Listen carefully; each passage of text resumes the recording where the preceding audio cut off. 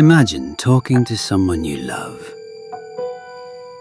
only to realize they're one day ahead of you. Unreal as it feels, like something you could actually use, something you could turn in your favor. You'd probably try getting tomorrow's lottery numbers or avoiding small mistakes before they happen. But what if a call comes in and suddenly none of it matters? All you hear on the other end are cries, panic, and a voice telling you that tomorrow you're going to die.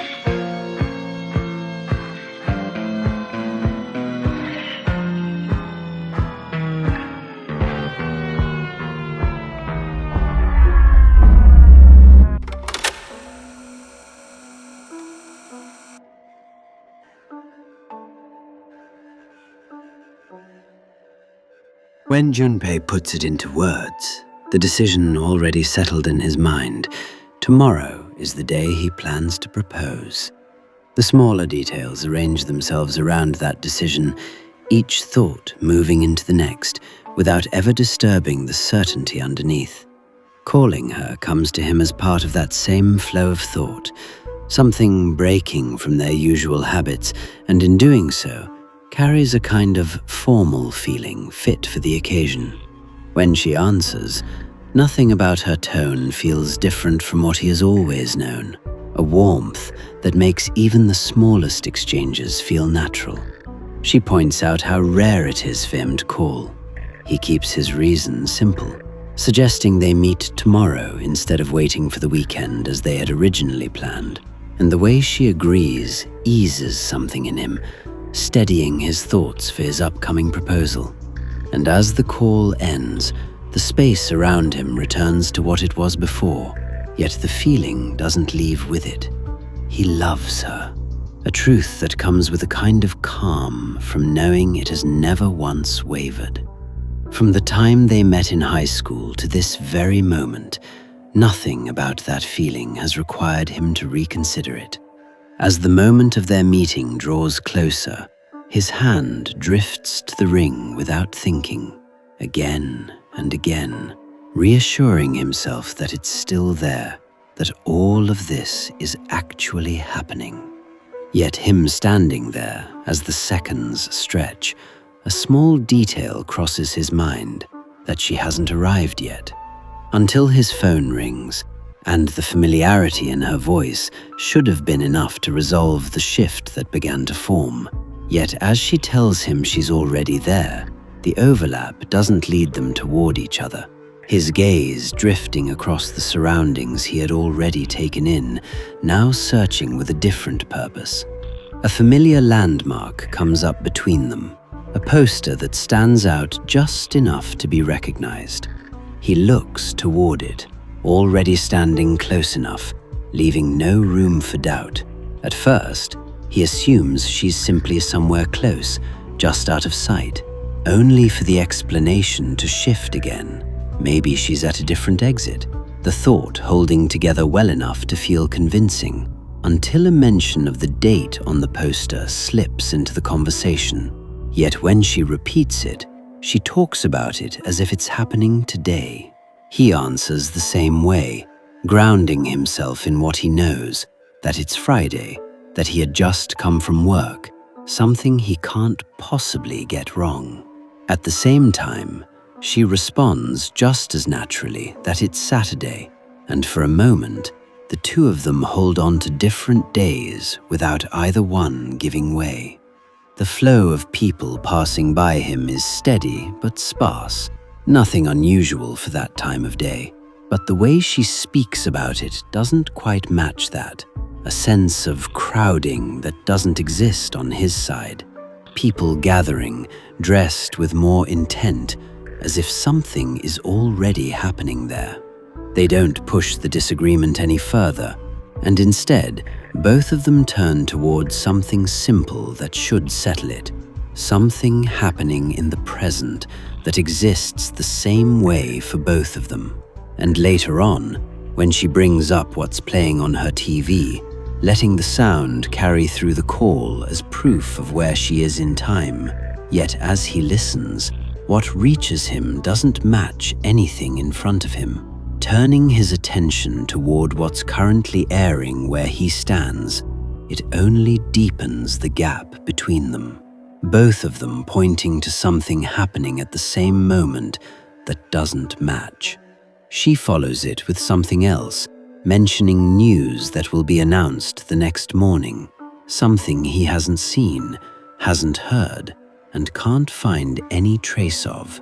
It no longer sounds like a mistake, but something she already knows, something that has already happened on her side. And even after the call cuts off, the weight of it doesn't leave him, but quietly follows along as the morning arrives and as he moves through the start of the day. The news appears exactly where it should, and as he reads through it, the details line up too cleanly to ignore. The same announcement she had mentioned the day before, something that, according to her, something already known. When they meet again, returning to the same place they had agreed on before, the meaning behind it has already shifted, because he isn't there to meet her this time, but to confirm something impossible to believe. He keeps his distance, positioning himself just far enough to observe without being seen. And she appears the same way she did then, exact spot where he stood the day before, everything aligning too cleanly with what he remembers. The conversation that follows doesn't need to be heard in full for him to recognize. The same exchange he lived through from the other side now playing out in front of him, fully aware of what each part means, while the version of him inside that conversation still struggles to make sense of it. When the call ends, the moment simply continues, and the only thing left is to understand how far that difference extends. When they speak again, there's no need to circle around it the way they did before. And with this version of her finally up to speed, removing the need for explanation between them. When they talk about it, something they've each seen from different angles, two versions of her begin to take shape in his mind. One walking beside him in the present, the other always just ahead, carrying knowledge he hasn't reached yet. What he experiences with one carries into the other, and what he hears from the other reshapes how he looks at the one in front of him, creating a quiet overlap that never fully separates, yet never fully aligns either. An idea comes up lightly then, the thought of passing information backward, turning that small gap into an advantage, lingers just long enough to take shape. But sending numbers of a lottery doesn't sit right with her. Even so, that idea leaves something behind, the awareness of what that one-day difference makes possible. His attention shifts back towards something far more personal, the proposal he had planned, turning over in his mind as he looks for a way that fits within what they now share. Something that make use of that time difference rather than ignore it. And just as it begins to settle into something he might act on, the flow of it is interrupted. The call comes in the same way it always has, familiar enough that it doesn't carry any immediate weight. The moment he answers, the words don't arrive as a single clear statement, but piece themselves together as he listens. Something has happened on her side, something that involved him, an accident that took place, one that didn't leave room for recovery. And even as she says it plainly, the way he receives it doesn't immediately match the weight it carries. But her words becoming more precise as she anchors them to a place that bring the situation closer to him, explaining that it will happen the next day, just before 3, near her place.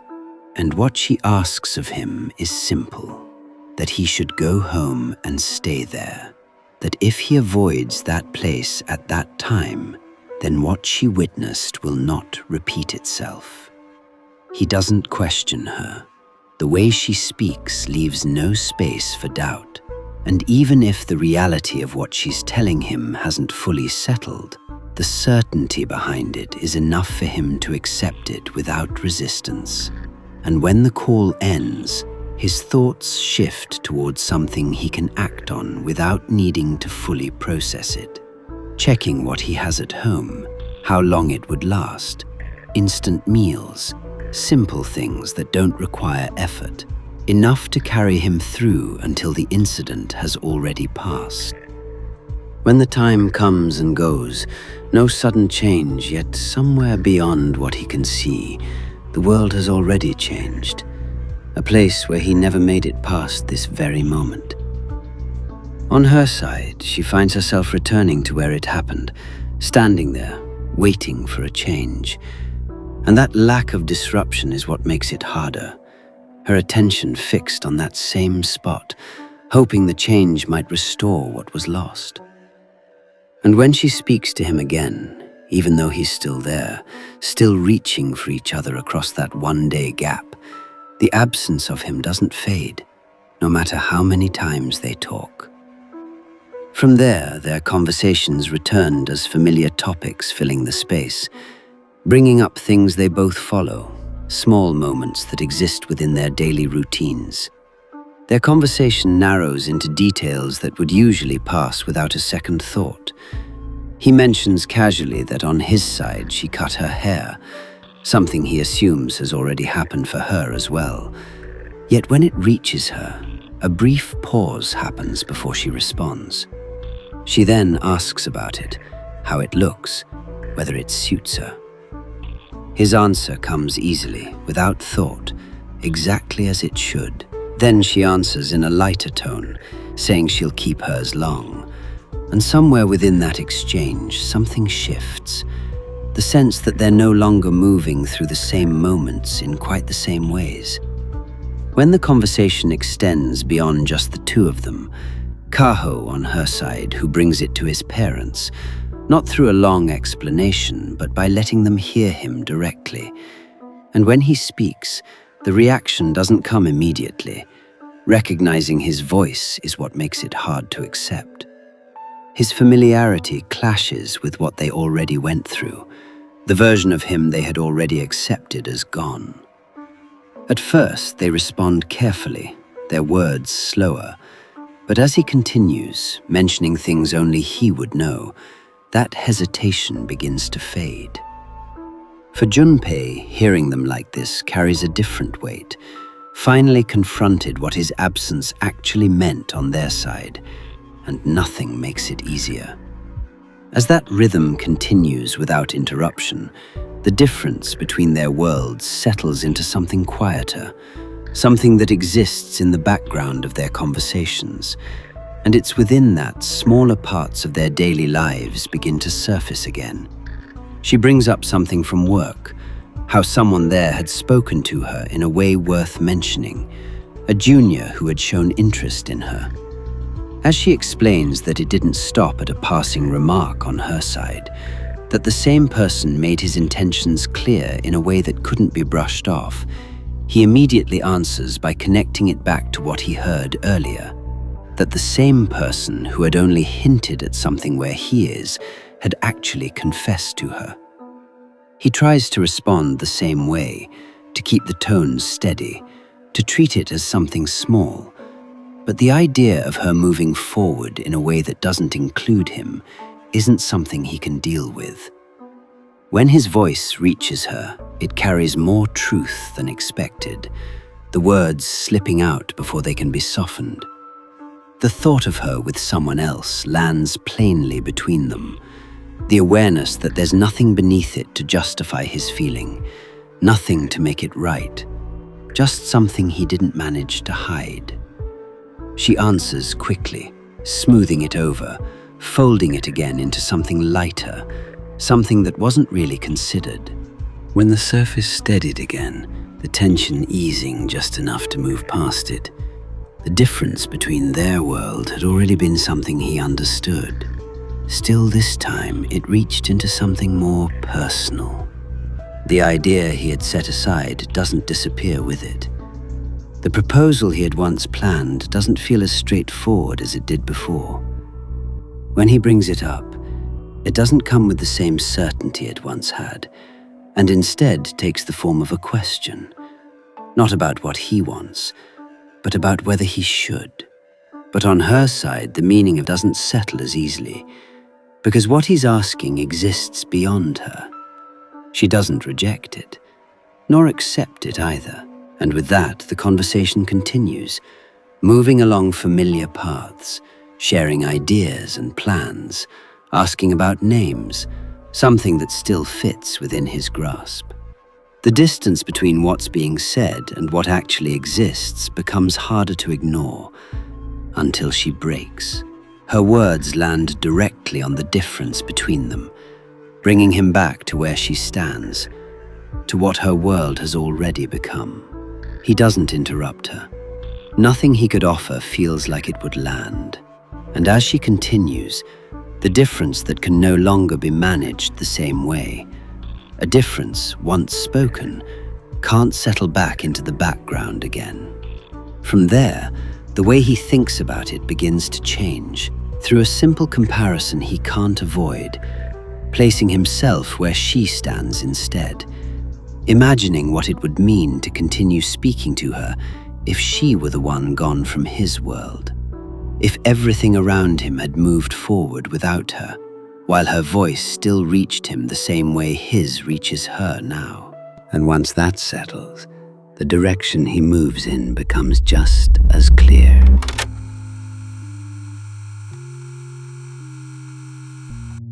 When he sees her in person again, the moment doesn't arrive with the same ease it once carried, even though everything around them remains unchanged. The same place, the same movement of people, that same familiarity in her tone. He responds the same way at first, yet what he brings into that moment doesn't belong. As they continued, his attention entirely on her, saying just enough to understand the reasons behind their date. When they speak again, the call connecting the same way it always has. The decision he made carries forward as he informs her of what he did, that he ended things with her counterpart, the way she immediately pushes back, making it clear that what he's done doesn't make sense, that it was the last thing she ever wanted. He doesn't try to argue against that, only explains himself as far as he can, that he's still here because of her, that continuing while he gets to keep that life doesn't sit right with him. And even as he says it, she doesn't meet that with understanding. For her, what still exists between them isn't something that needed to be taken away, and before letting it turn into something that circles the same point, she moves past it in her own way, cutting through it, deciding for herself that she'll be the one to end it, that it should have been done earlier, mentioning the junior she had told him about, something that exists in her world now, something she's already stepped into. From there, the space she's in takes shape through her words, the place they once chose together, return to again. Standing there, she begins to place meaning on everything that has happened, not searching for an answer anymore, but arriving at something that feels enough. That being able to talk to him was for this exact moment, to give her the time to reach this point. She was given a chance for a proper goodbye. The connection that had carried them this far, no longer something she intends to continue, asking him to look after the version of her there. And before letting the moment close, something small returns one last time. The name they once placed somewhere in the future, now spoken in a way that doesn't lose its meaning. Time continues forward with the absence taking on a quieter form, through what is kept, something preserved carefully, not used or set aside, holding on to a meaning that doesn't need to be explained, only understood as something that should remain intact. When it's asked about, the answer doesn't unfold into an explanation, only a simple reason given in a tone that carries more than it says, that it stands as something preserved out of love. There are moments where the thought of it surfaces again, a dream passing through without leaving proof behind, a presence that doesn't need to be questioned. Her as she was, long hair, the same warmth carried in the way she reaches out, asking a name, receiving it, and holding on to it with a closeness that doesn't feel imagined at all. A quiet wish, not for what was lost, but for those moving forward, that they find happiness too.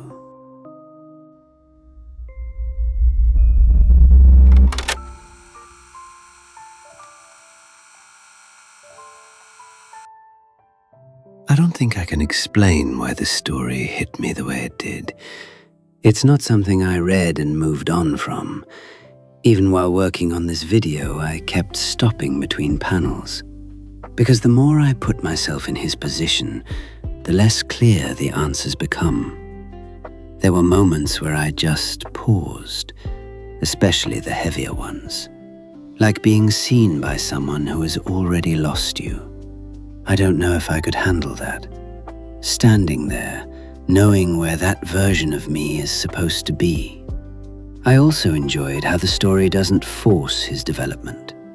You can see the shift without it being pointed out, from him just accepting that he's alive, to slowly realizing what that actually means and the weight that comes with it. It changes how you look at everything he does after that. Because his timeline is the only one where he survives, the reason being tied directly to a version of himself that doesn't, creating this loop where saving him also means breaking something somewhere else. Because the moment he lives, the warning that should have existed disappears, and suddenly what felt like a miracle starts to feel lonely. That's what stays with you by the end. Not just what happened, but what it asks of you. There isn't a clean answer to something like that. There isn't a version where everything works out perfectly, and the story doesn't try to pretend there is. Instead, it leaves you with a tough pill to swallow, that sometimes the only thing you can do is accept what brought you to where you are, and try to find happiness within it, not just for yourself, but for the people who made that outcome possible in the first place. Thank you guys for watching to the very end. Until next time.